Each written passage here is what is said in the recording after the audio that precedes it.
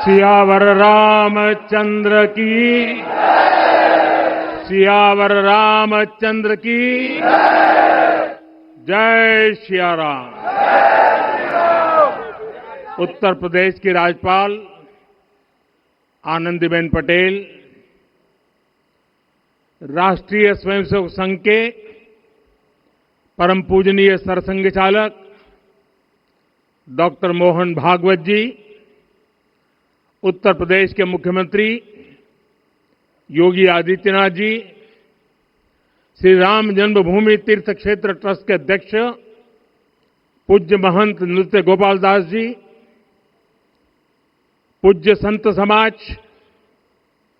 यहां पधारे सभी भक्तगण, देश और दुनिया से इस ऐतिहासिक पल के साक्षी बन रहे कोटि कोटि राम भक्त, देवी और सज्जनों, आज अयोध्या नगरी भारत की सांस्कृतिक चेतना के एक और उत्कर्ष बिंदु की साक्षी बन रही है।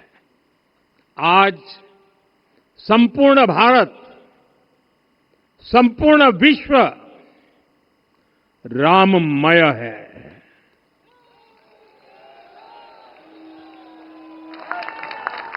हर राम भक्त के हृदय में अद्वितीय संतोष है, असीम कृतज्ञता है, अपार अलौकिक आनंद है।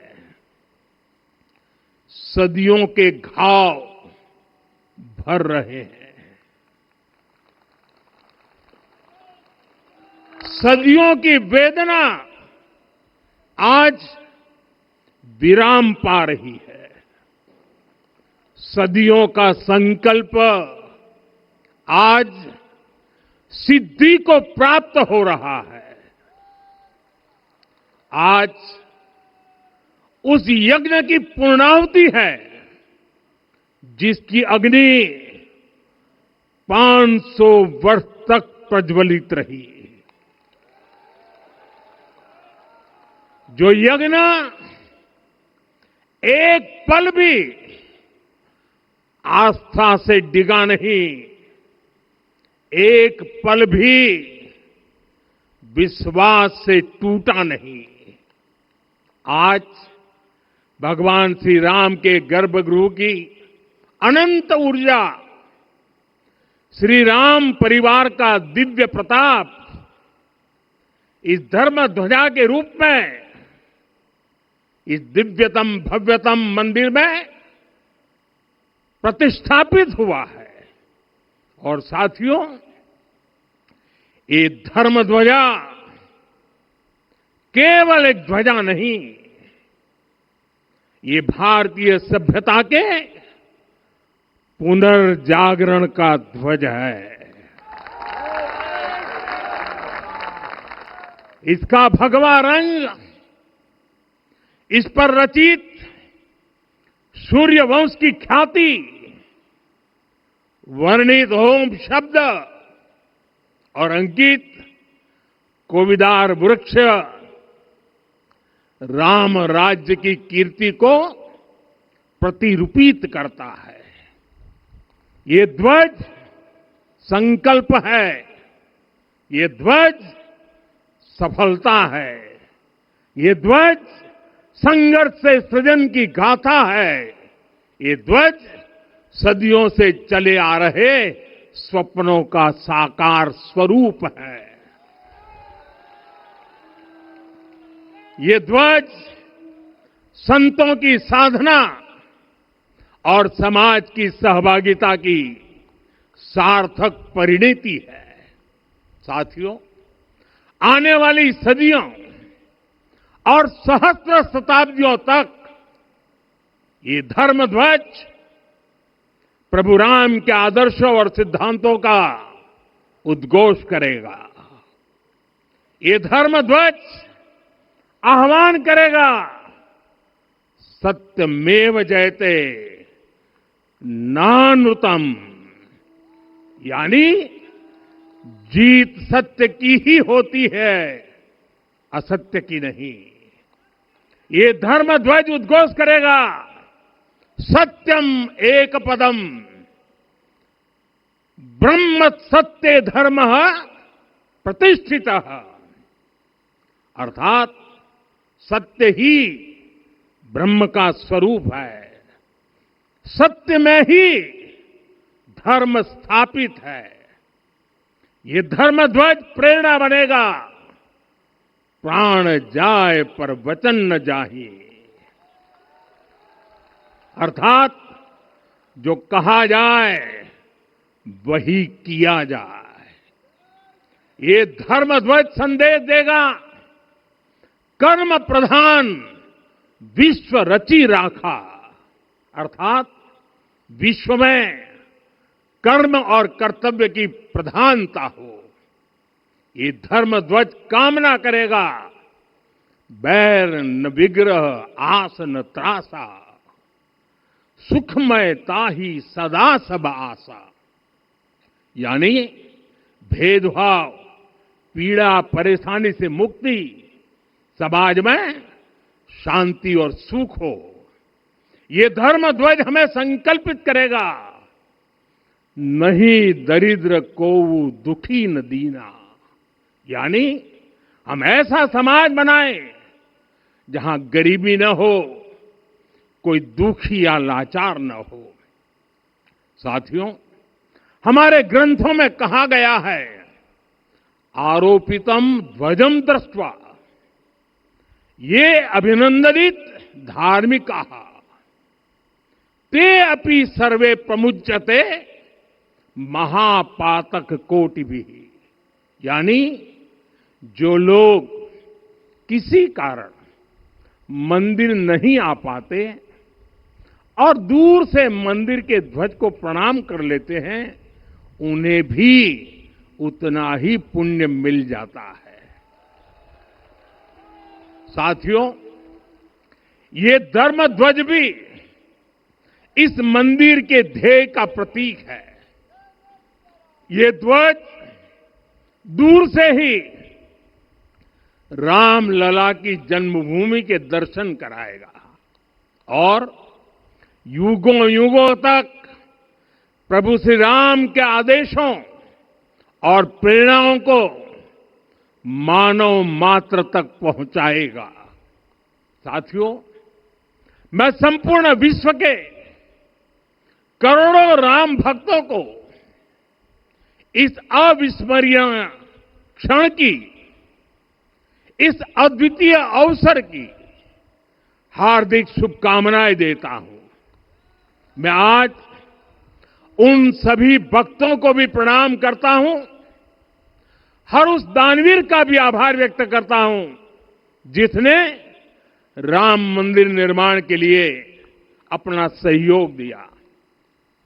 मैं राम मंदिर के निर्माण से जुड़े हर श्रमवीर, हर कारीगर, हर योजनाकार, हर वास्तुकार, सभी का अभिनंदन करता हूं।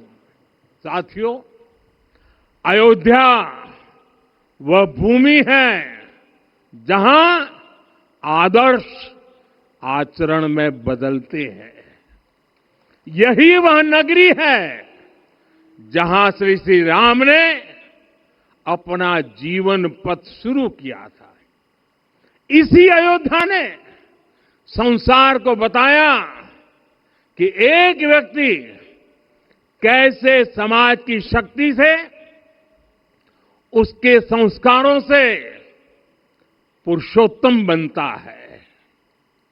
जब श्री राम अयोध्या से वनवास को गए तो वे युवराज राम थे, लेकिन जब लौटे तो मर्यादा पुरुषोत्तम बनकर के आए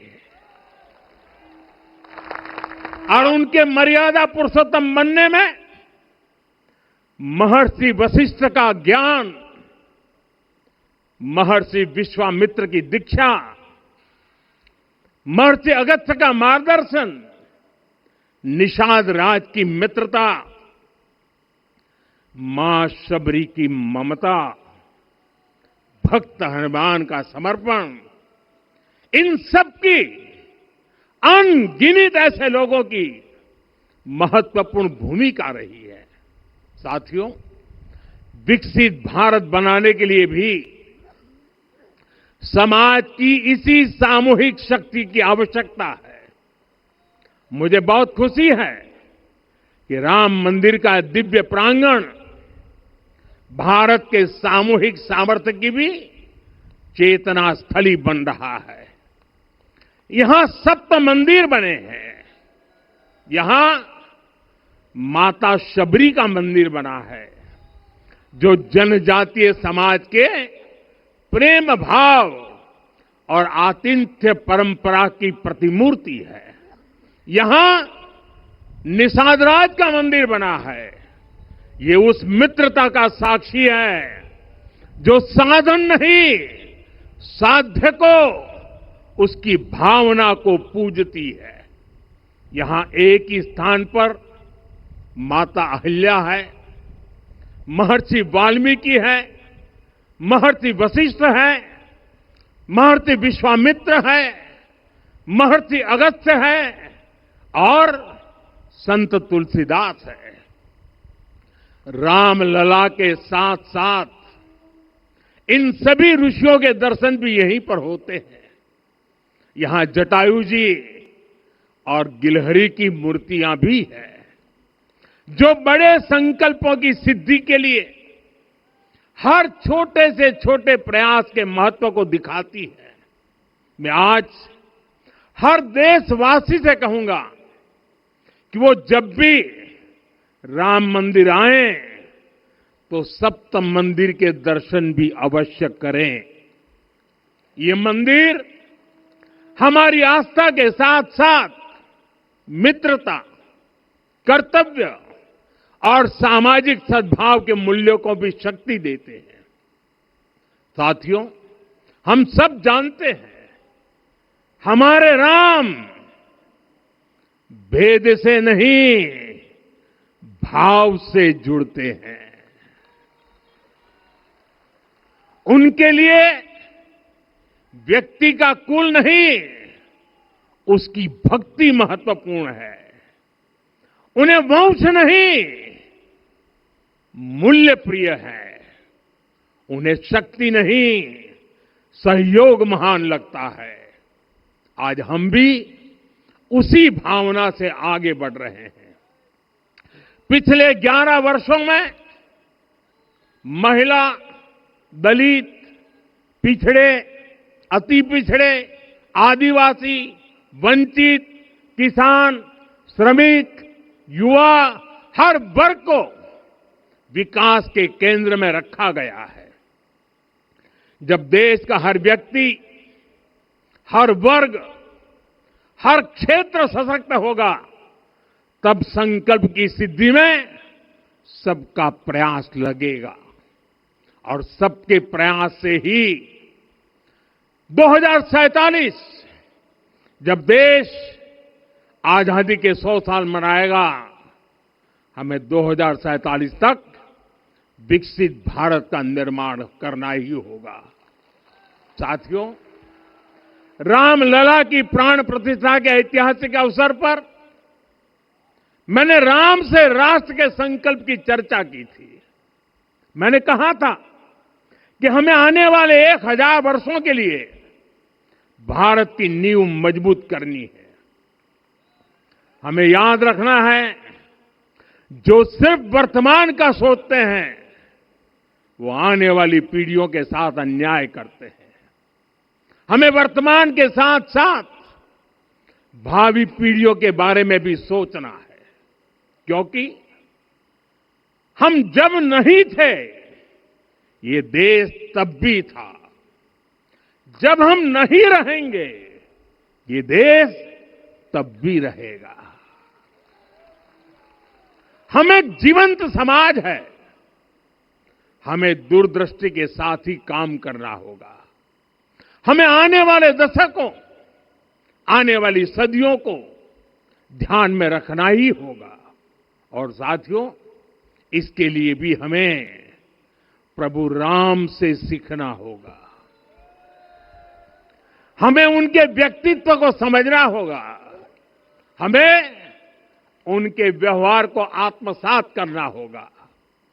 हमें याद रखना होगा, राम यानी आदर्श, राम यानी मर्यादा, राम यानी जीवन का सर्वोच्च चरित्र, राम यानी सत्य और पराक्रम का संगम। दिव्य गुणे शक्र समो रामः सत्य पराक्रमः। राम यानी धर्म पथ पर चलने वाला व्यक्तित्व। रामः सत्पुरुषो लोके सत्यः सत्यपरायणः। राम यानी जनता के सुख को सर्वोपरि रखना, प्रजा सुखत्वे चंद्रस्य। राम यानी धर्म और क्षमा का दरिया। वसुधाया क्षमा गुणे है। राम यानी ज्ञान और विवेक की पराकाष्ठा। बुद्ध या बृहस्पति तुल्य। राम यानी कोमलता में दृढ़ता। मृदु पूर्वज भाषते। राम यानी कृतज्ञता का सर्वोच्च उदाहरण। कदाचन नोपकारेण कृति नैकेन तुष्यति। राम यानी श्रेष्ठ संगति का चयन। शीला वृद्धे ज्ञान वृद्धे वयो वृद्धे च सज्जनै।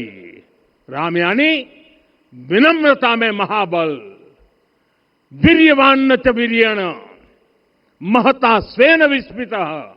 राम यानी सत्य का अडिग संकल्प। न च अनुत्र कथो विद्वान। राम यानी जागरूक, अनुशासित और निष्कपट मन। निस्तिंद्र अपम्रत च स्वदोष परदोषवित। साथियों, राम सिर्फ एक व्यक्ति नहीं, राम एक मूल्य है, एक मर्यादा है, एक दिशा है। अगर भारत को साल 2047 तक विकसित बनाना है, अगर समाज को सामर्थ्यवान बनाना है, तो हमें अपने भीतर राम को जगाना होगा। हमें अपने भीतर के राम की प्राण प्रतिष्ठा करनी होगी। और इस संकल्प के लिए आज से बेहतर दिन और क्या हो सकता है। साथियों, 25 नवंबर का यह ऐतिहासिक दिन अपनी विरासत पर गर्व का एक और अद्भुत क्षण लेकर आया है। इसकी वजह है धर्म ध्वजा पर अंकित कोविदार वृक्ष। ये कोविदार वृक्ष इस बात का उदाहरण है कि जब हम अपनी जड़ों से कट जाते हैं तो हमारा वैभव इतिहास के पन्नों में दब जाता है। साथियों, जब भरत अपनी सेना के साथ चित्रकूट पहुंचे तो लक्ष्मण ने दूर से ही अयोध्या की सेना को पहचान लिया। ये कैसे हुआ, इसका वर्णन वाल्मीकि जी ने किया है। और वाल्मीकि जी ने क्या वर्णन किया है? उन्होंने कहा है, विराजित उद्गत स्कंधम कोविदार ध्वजः रथे। लक्ष्मण कहते हैं, राम, सामने जो तेजस्वी प्रकाश में विशाल वृक्ष जैसा ध्वज दिखाई दे रहा है, वही अयोध्या की सेना का ध्वज है। उस पर कोविदार का शुभ चिन्ह अंकित है। साथियों, आज जब राम मंदिर के प्रांगण में कोविदार फिर से प्रतिष्ठित हो रहा है, यह केवल एक वृक्ष की वापसी नहीं है, यह हमारी स्मृति की वापसी है, हमारी अस्मिता का पुनर्जागरण है, हमारी स्वाभिमानी सभ्यता का पुनः उद्घोष है।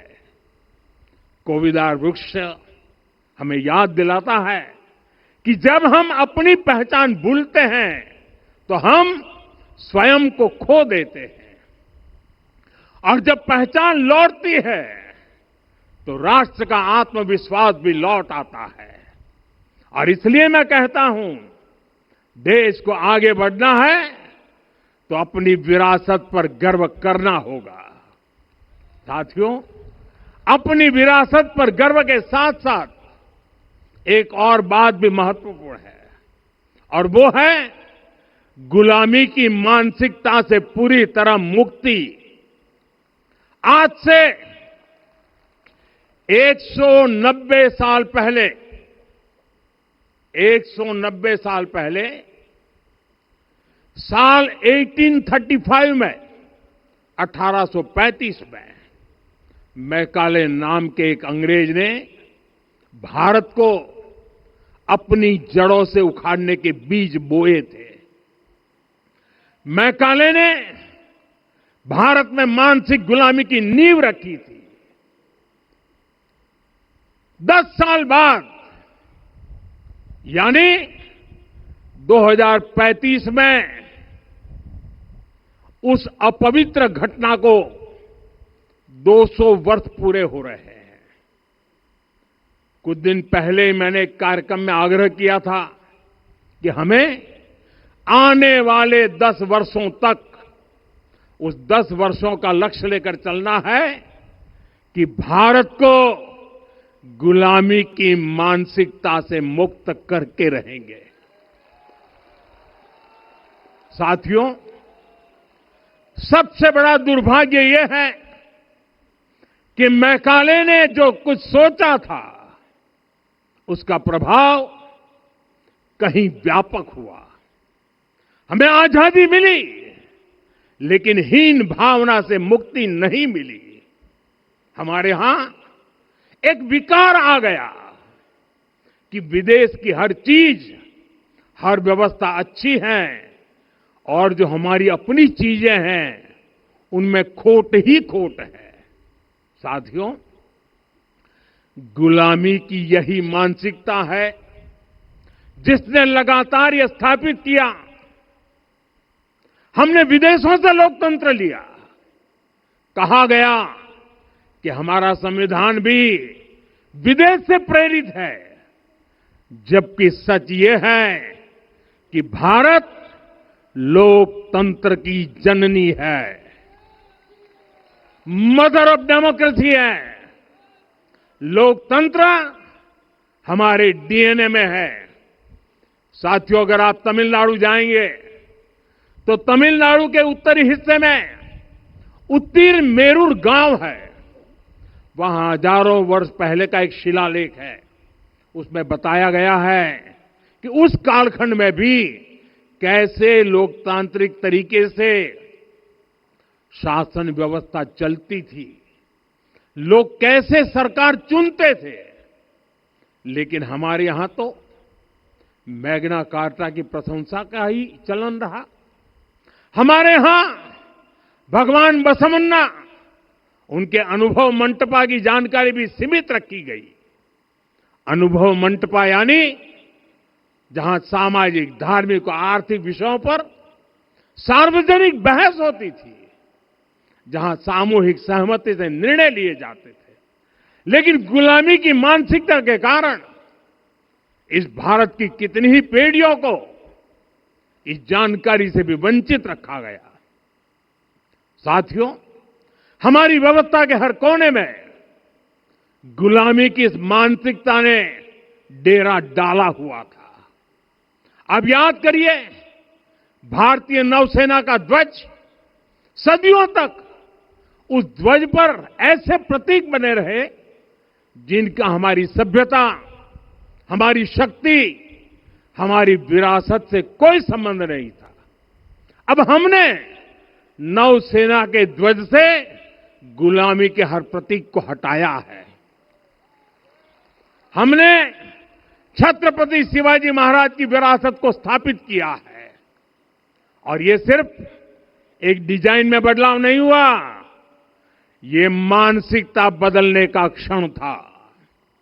ये वो घोषणा थी कि भारत अब अपनी शक्ति अपने प्रतीकों से परिभाषित करेगा, न कि किसी और की विरासत से। और साथियों, यही परिवर्तन आज अयोध्या में भी दिख रहा है। साथियों, ये गुलामी की मानसिकता ही है जिसने इतने वर्षों तक रामत्व को नकारा है। भगवान राम अपने आप में एक वैल्यू सिस्टम है। ओरछा के राजा राम से लेकर रामेश्वरम के भक्त राम तक और शबरी के प्रभु राम से लेकर मिथिला के पाहुन राम जी तक भारत के हर घर में, हर भारतीय के मन में और भारतवर्ष के हर कण कण में राम है।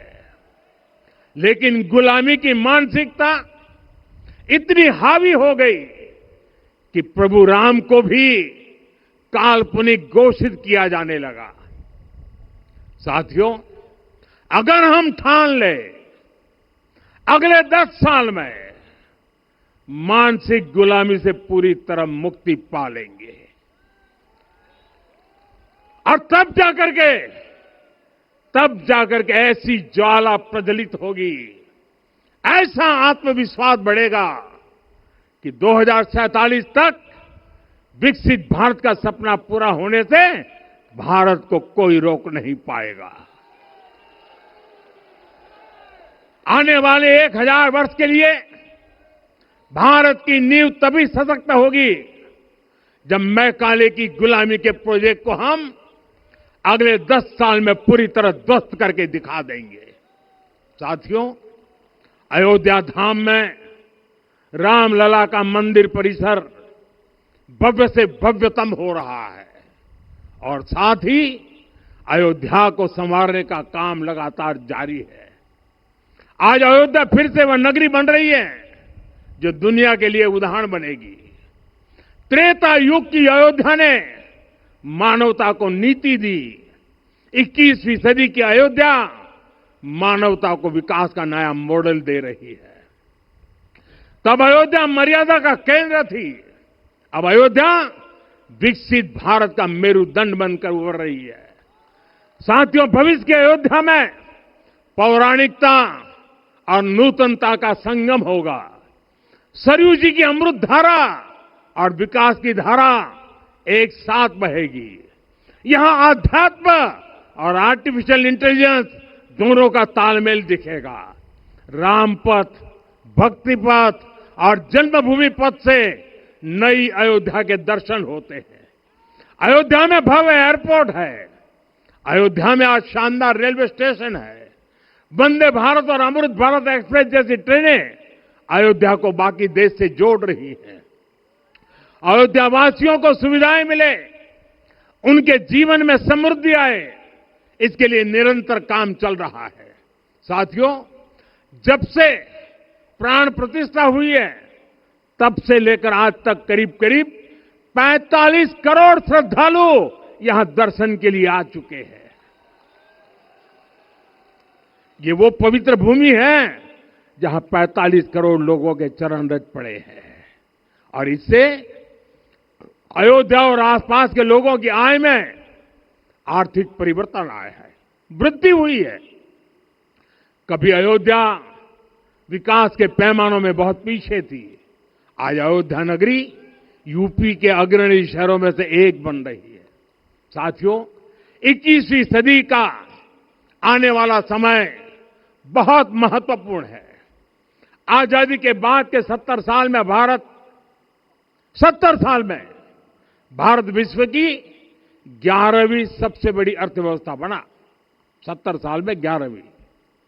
लेकिन पिछले 11 साल में ही भारत विश्व की 5वीं सबसे बड़ी अर्थव्यवस्था बन चुका है। और वो दिन दूर नहीं जब भारत विश्व की 3री सबसे बड़ी अर्थव्यवस्था भी बन जाएगा। आने वाला समय नए अवसरों का है, नई संभावनाओं का है और इस अहम कालखंड में भी भगवान राम के विचार ही हमारी प्रेरणा बनेंगे। जब श्री राम के सामने रावण विजय जैसा विशाल लक्ष्य था, तब उन्होंने कहा था, सौरज धीरज ते ही रथ चाका, सत्यशील दृढ़ ध्वज पताका। बल विवेक दम परहित गोरे, क्षमा कृपा समता रजु जोरे। यानी रावण पर विजय पाने के लिए जो रथ चाहिए, शौर्य और धैर्य उसके पहिए हैं, उसकी ध्वजा सत्य और अच्छे आचरण की है, बल विवेक संयम और परोपकार इस रथ के घोड़े हैं। लगाम के रूप में क्षमा दया और समता है जो रथ को सही दिशा में रखते हैं। साथियों, विकसित भारत की यात्रा को गति देने के लिए ऐसा ही रथ चाहिए, ऐसा रथ जिसके पहिए शौर्य और धैर्य हो, यानी चुनौतियों से टकराने का साहस भी हो और परिणाम आने तक दृढ़ता से डटे रहने का धैर्य भी हो। ऐसा रथ जिसकी ध्वजा सत्य और सर्वोच्च आचरण हो, यानी नीति नियत और नैतिकता से समझौता कभी न हो। ऐसा रथ जिसके घोड़े बल विवेक संयम और परोपकार हो, यानी शक्ति भी हो बुद्धि भी हो अनुशासन भी हो और दूसरों के हित का भाव भी हो।